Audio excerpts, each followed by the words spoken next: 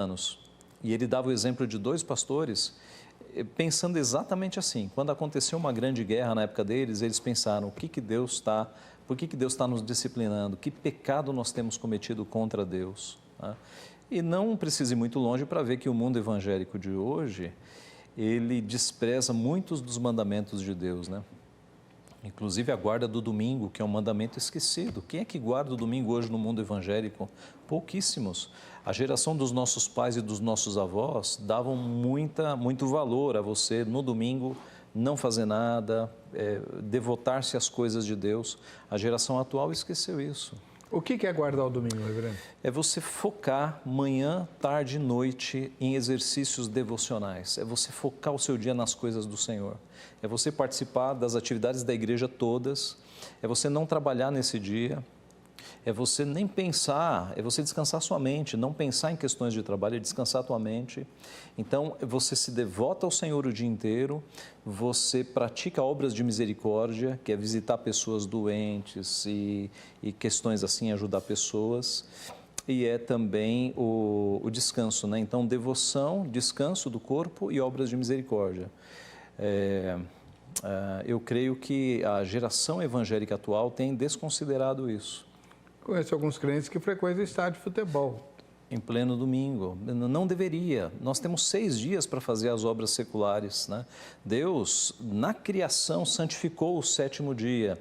Nós sabemos que em Cristo, quando Cristo ressuscita, e Ele é o Senhor do sábado, Ele pode fazer a mudança, a igreja passa a seguir, a guardar o 1º dia da semana, né? Então, há coisas que a gente faz em 6 dias, mas esse dia é especial para nós nos concentrarmos nas coisas de Deus. Será que isso não é uma decorrência, reverendo, esse descaso para com o domingo, uma decorrência da falta de observar o primeiro grande mandamento? Ah, com certeza, com certeza, com certeza. Aliás, é interessante, pastor, a geração atual até teme quebrar a 2ª tábua, né? Até teme, puxa vida, eu não posso matar uma pessoa, Deus vai me punir, mas não teme quebrar a 1ª tábua. Não teme. Por quê? Porque teme mais a homens do que a Deus. Teme mais a punição humana do que a punição divina. Nós deveríamos ter o mesmo temor de quebrar o dia do Senhor ou de blasfemar contra o nome do Senhor do que cometer um assassinato. Por que a gente teme mais a punição civil do que a punição que vem de Deus? Percebe? Isso é grave.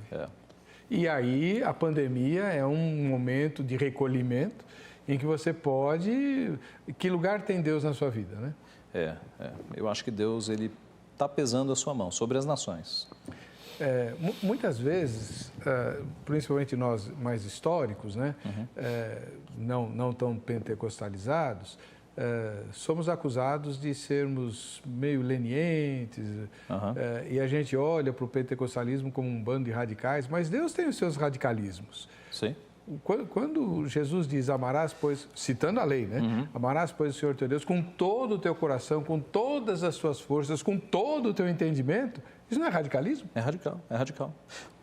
Salmo 119, não me lembro qual versículo. Tu ordenaste os teus mandamentos para que os cumpramos à risca. À risca. Né? É porque, pastor, a gente vive numa sociedade que é estruturada na base da síntese, né? As palavras de Hegel, digamos, a síntese hegeliana, que vem da filosofia mais baixa para a sociedade, de que você evita os extremos e sempre vai no meio termo, tese, antítese, síntese. É sempre o meio termo acaba influenciando o modo de vida das pessoas. Ser radical não é ser extremista ou errado. Às vezes, ser radical é justamente estar no centro da vontade de Deus. Mas a nossa sociedade, ela estigmatiza isso como radicalismo. Mas os extremistas não fazem mal para a sociedade? Depende. Se for um extremista que esteja andando exatamente no mandamento de Deus, a sociedade não vai gostar dele de jeito nenhum, mas ele vai ter a aprovação de Deus. Imagine alguém que ande exatamente como Cristo quer que nós andemos.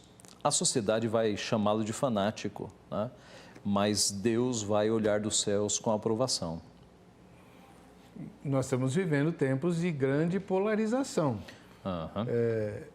Um extremista dos moldes que o senhor descreve ficaria em qual polo aqui no Brasil? Do ponto de vista político? Olha, é difícil, né? Há questões que são difíceis. Mas um discípulo de Cristo, ele vai orar pelas autoridades, ele vai pedir que Deus abençoe os governantes, ele não vai ter uma submissão cega ao governo. Digamos que amanhã a pandemia comece a se acabar e alguma prefeitura ou algum governo, por implicação com os evangélicos, diga: igrejas não podem abrir. Eu defendo a desobediência civil nesse sentido. Por quê? Porque os nossos irmãos no passado, eles desobedeceram às instituições civis para agradar a Deus. Antes importa obedecer a Deus do que a homens. Então, numa situação dessa, em que nós percebamos que os crentes estão seguros, mas um governo, uma prefeitura, por perseguição, nos proíba, aí eu creio que nós devemos desobedecer e sofrer as perseguições que os nossos irmãos no passado sofreram. Sermos presos, não tem problema. Tá? Então, eu diria que um discípulo de Cristo, ele obedece às autoridades, ele ora pelas autoridades, ele não amaldiçoa autoridades, ele não tem uma submissão cega, ele sabe que Deus é quem deve ser servido primeiro. Então, eu não me arriscaria a dizer em que polo ele ficaria, mas ele ficaria no polo da vontade de Deus, né? Obedecendo sempre a palavra e tentando ser um fiel discípulo de Cristo nesse mundo. Muito bom. Deixa eu falar com você novamente sobre essa novidade.